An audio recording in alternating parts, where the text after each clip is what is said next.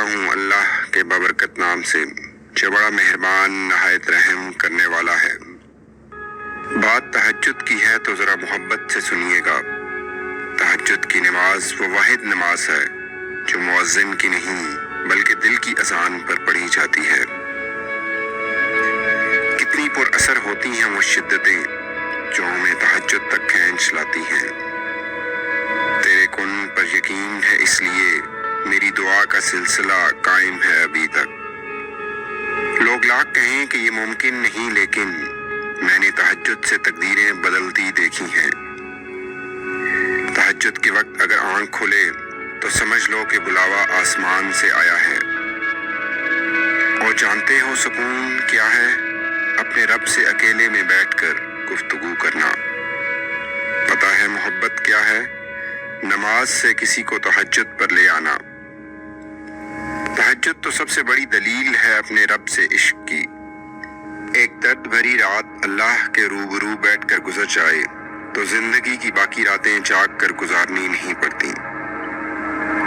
جب تمہیں کہیں سے کوئی امید نہیں رہتی تو وہ تمہیں تہجد کی لگن لگا دیتا ہے اور ایک نئی امید سے جوڑ دیتا ہے، اور پھر تم جان جاتے ہو کہ جو درد دن کے اجالوں میں سمٹ نہیں پاتا وہ رات کی تاریکیوں میں سمٹ سکتا ہے۔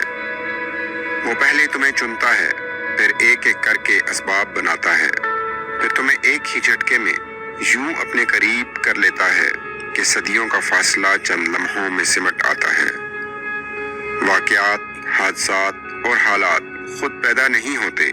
کسی کا زندگی میں آنا اور چلے جانا اتفاق نہیں ہوتا۔ ہر چیز میں مصلحت پوشیدہ ہوتی ہے۔ تم جب خود اس کی طرف نہیں جاتے تو تمہیں اس کی طرف کھینچ کر بلا لیا جاتا ہے تاکہ تم اس افضل پہر میں اٹھ کر اللہ کو منا سکو جس میں مانگی گئی دعائیں کبھی رد نہیں ہو سکتی۔ یہ تڑپ اس لیے پیدا کی گئی ہے تاکہ اللہ تمہیں اپنے بے حد قریب کر سکے۔ تمہیں کیا لگتا ہے جب رات سونے کے لیے بنائی گئی ہے اور ہر شخص سکون کی نیند سو رہا ہے تو تمہیں بلا وجہ ہی تڑپ اور محبت جگائے ہوئے ہے؟ نہیں، یہ تڑپ اللہ ہی نے پیدا کی ہے۔ ہر چیز نصیب کا حصہ ہے، پھر چاہے وہ غم ہو یا خوشی۔ ہم سوچتے ہیں کہ ہم خود اللہ کی جانب جاتے ہیں، حالانکہ ہمیں تو اس کی جانب بلایا جاتا ہے، کبھی گرا کر اور کبھی سنبھال کر۔ تم تہجد تک خود نہیں جاتے بلکہ تہجد کو تم تک لایا جاتا ہے۔ تم سجدوں کو نہیں چنتے بلکہ تمہیں سجدوں کے لیے چنا جاتا ہے۔ تہجد رات کی تاریکیوں میں ایک ایسا سنہرا لمحہ ہوتا ہے جب ایک بندہ اپنے خالق سے سرگوشیوں میں گفتگو کرتا ہے، جب عرش اور فرش میں کوئی فاصلہ باقی نہیں رہتا اور نہ ہی آنسوؤں پہ کوئی اختیار رہتا ہے۔ تہجد سے تقدیر بدل جائے گی۔